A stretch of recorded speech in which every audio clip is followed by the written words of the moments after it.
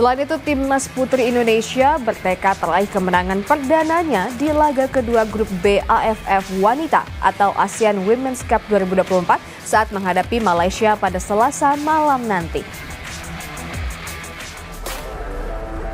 Pasukan Satoru Mochizuki terus mempersiapkan diri jelang lawan Malaysia di New Laos National Stadium, Vientiane, Laos hari Senin. Di laga perdana melawan Kamboja, Claudia Schuneman dan kawan-kawan hanya mampu bermain imbang tanpa gol. Untuk itu, 3 poin menjadi hasil yang wajib diraih oleh Timnas Putri Indonesia karena hasil tersebut menjadi salah satu penentu lolos ke babak berikutnya.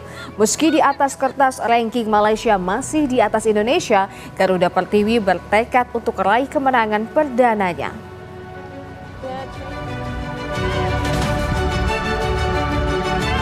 気持ちに結構左右されるよね、自分の考えること気持ちに。ああしんどいな、チキショー勝てなくてあかんかったなとかね、そう思うとなんかあんま元気がなくなってくるよね。